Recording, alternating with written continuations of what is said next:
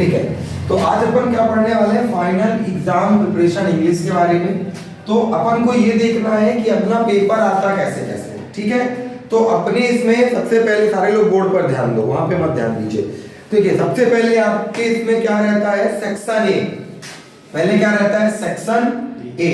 Section A में आपको passage मिलेंगे। क्या मिलेंगे, पैसेज। कितने पैसेज मिलेंगे, एक दो पैसेज मिलते हैं, ठीक है। एक पैसेज जो रहता है थोड़ा सा टफेस्ट रहता है और दूसरा पैसेज जो रहता है वो क्या रहता है, इजी रहता है। तो अपन सेक्शन ए में आपको दो पैसेज मिलेंगे। कितने पैसेज मिलेंगे, दो पैसेज। चाहे आप क्लास 9 की बात करिए, क्लास 10 की बात करिए, क्लास 11 की बात करिए, क्लास 12 की बात करिए, आपको दो पैसेज मिलेगा। एक पैसेज तो नॉर्मल रहेगा जिसके क्वेश्चन के आंसर आपको मिल जाएंगे, डायरेक्टली उस क्वेश्चन के आंसर आपको मिल जाएंगे किसमें, पैसेज में। लेकिन दूसरा वाला पैसेज जिस तरह हमने कल सॉल्व किया है, आप लोग भी सॉल्व करिए, दूसरा पैसेज का आंसर डायरेक्ट नहीं मिलता।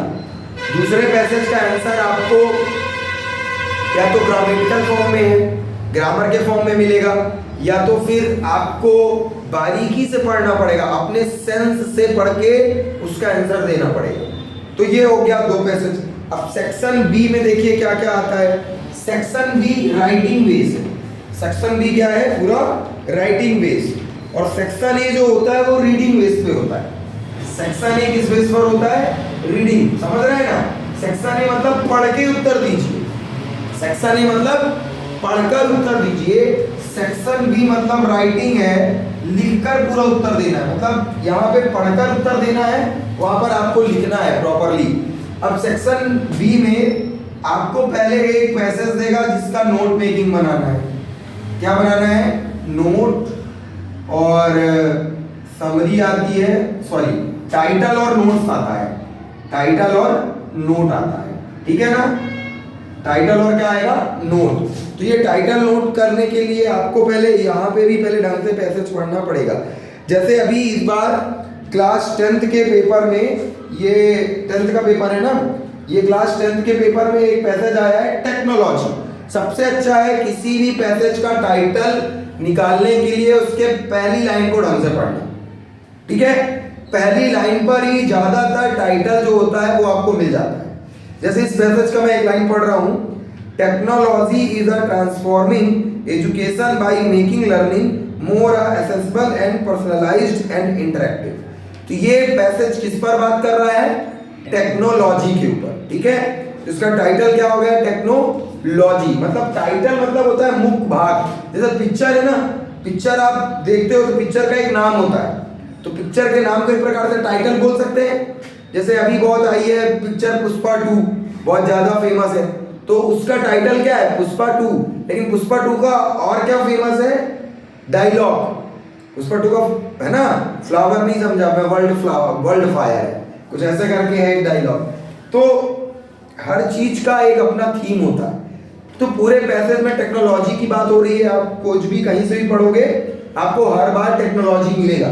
जब टेक्नोलॉजी मिलेगा मतलब पूरा जो चर्चा हो रहा है वो किस पर हो रहा है, टेक्नोलॉजी के पर। तो टाइटल क्या हो गया अपना, टेक्नोलॉजी। बात करते हैं क्लास 9 के पेपर में भी क्वेश्चन आया होगा। क्लास 9 में पहली लाइन है, देखिए आप लोग सबको ही बताइएगा, internet is an example of a computer network. The purpose computer networking is to build a communication between computer.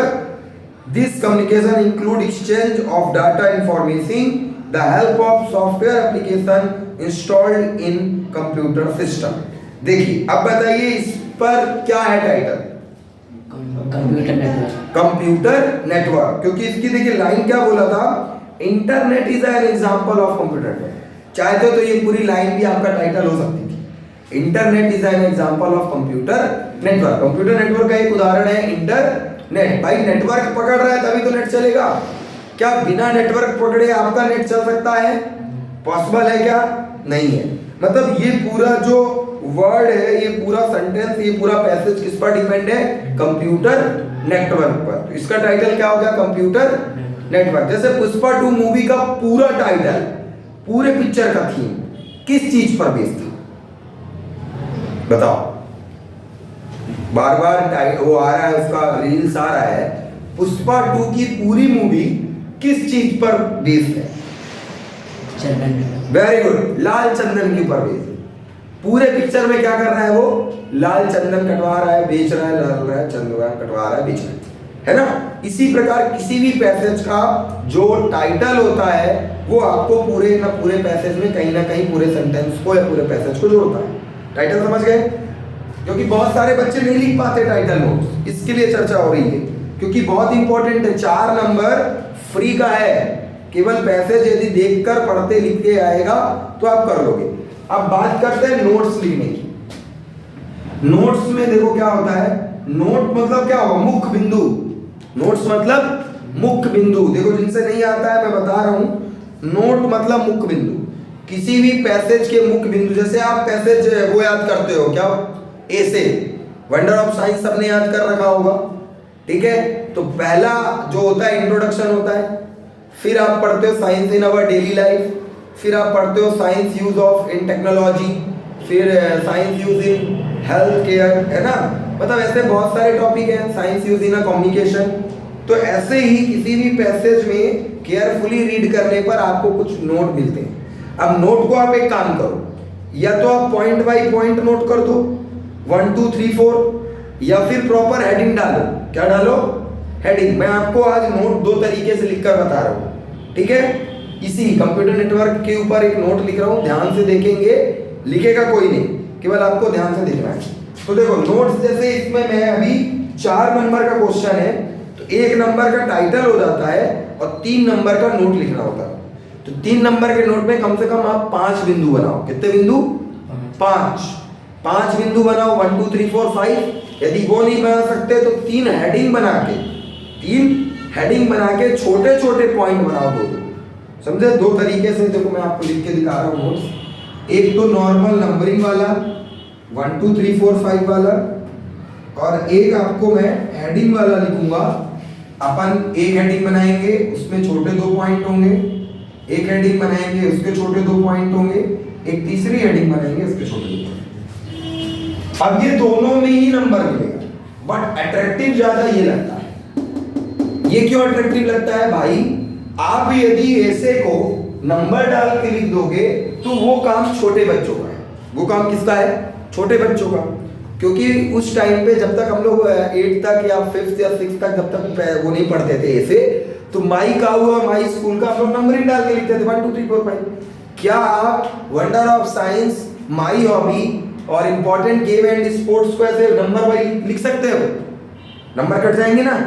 आप स्टैंडर्ड क्लास में हो तो आप ऐसे हेडिंग बना के लिखते हो, तब आपको नंबर अच्छे मिलेंगे। तो आप दोनों तरीका समझिए, गलत नहीं माना जाएगा। नंबर आपको इसमें भी मिलेगा, नंबर आपको इसमें मिलेगा। लेकिन हम 10th में है, 10th बोर्ड की कॉपी ऊपर जानी है, तो हम कोशिश करें कि अभी से 9th वाले भी बैठे हैं, तो आप कोशिश करिए कि हम इस तरह लिखने की कोशिश करें, तो अगले साल तक प्रूव हो जाएगा।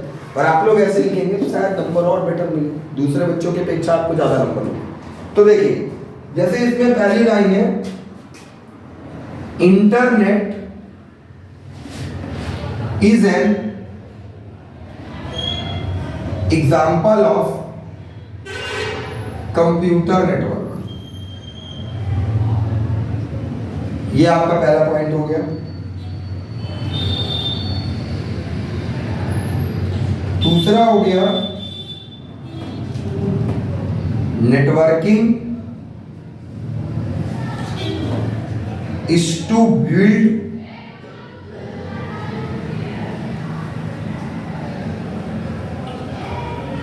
communication between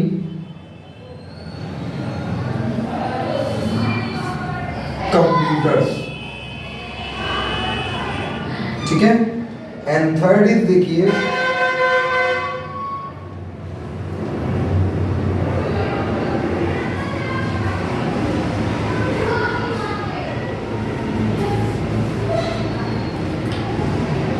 network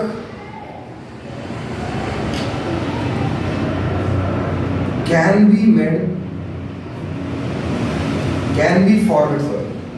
be formed between 2 or more computer।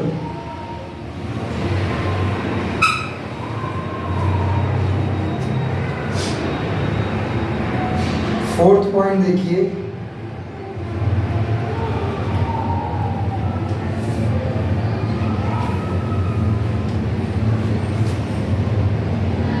Ordinate route, originate route and terminate data. And fifth point is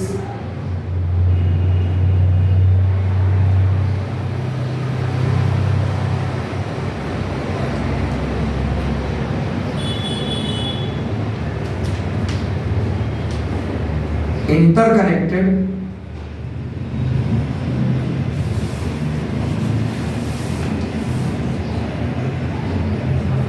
different media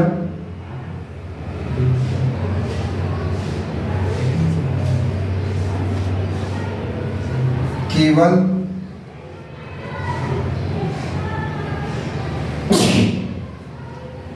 telephones line, radio waves etcetera. ये हुआ नॉर्मल फॉर्म में 5 पॉइंट, ठीक है। अब इसी को हेडिंग दे के कैसे करेंगे देखिए,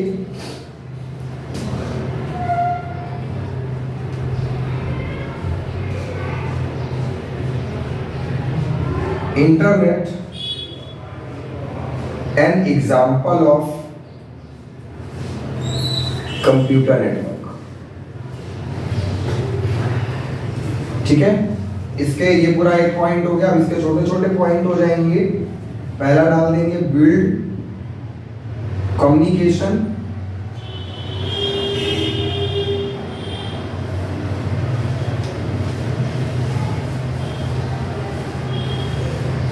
सेकेंड पॉइंट डाल देंगे including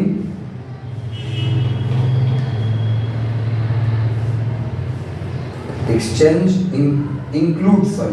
includes exchange of data and information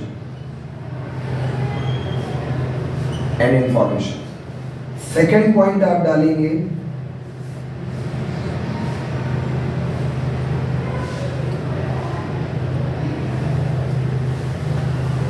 computer network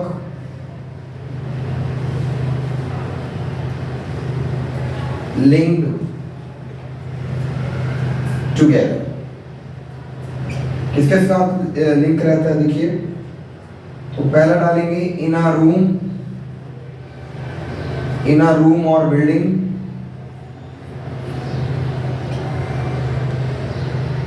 and town city भी कर सकते हैं। फिर यहाँ पे सेकंड इसका पॉइंट हो जाएगा across the globe, and third ये इसकी हेडिंग है, ठीक है। And third is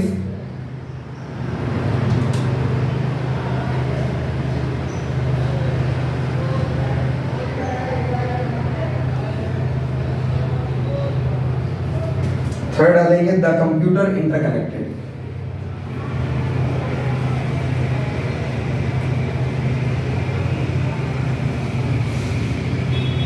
the computer interconnected, तो पहली में आ जाएगा cables, telephones, telephone lines, radio waves. Second आ जाएगा इंफ्रारेड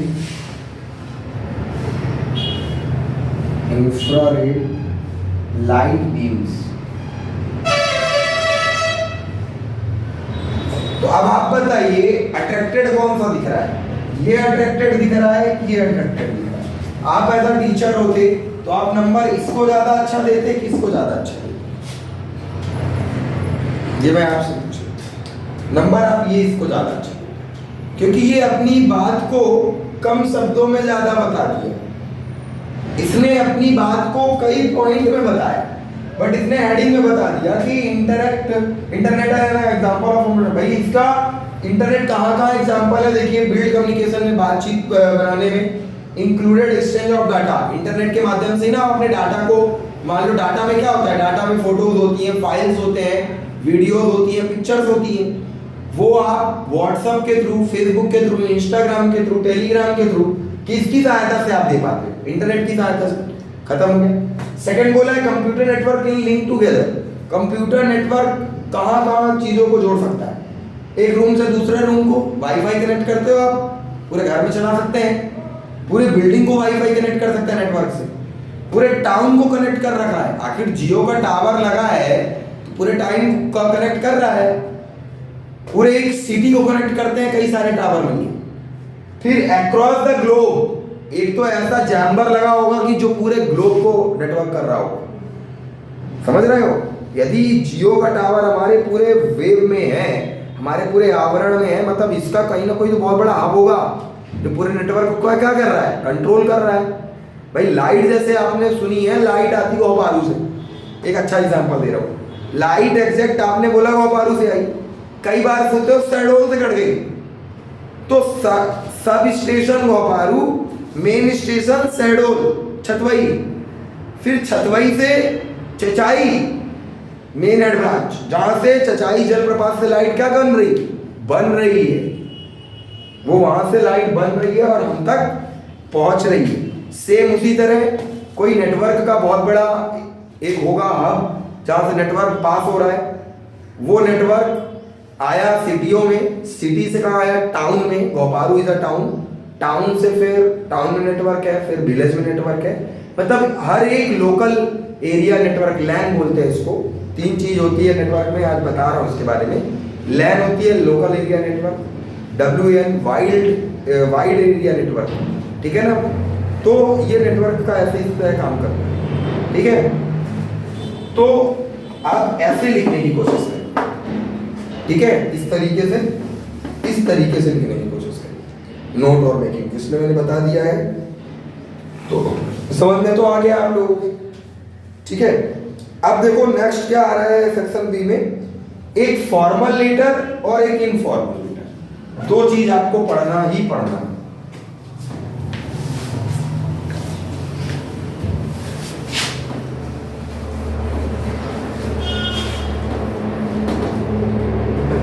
देखिए अब ये टाइटल नोट्स के बाद जो सेकंड टॉपिक है सेक्शन बी में, वो आता है एक फॉर्मल लेटर का और एक इनफॉर्मल लेटर।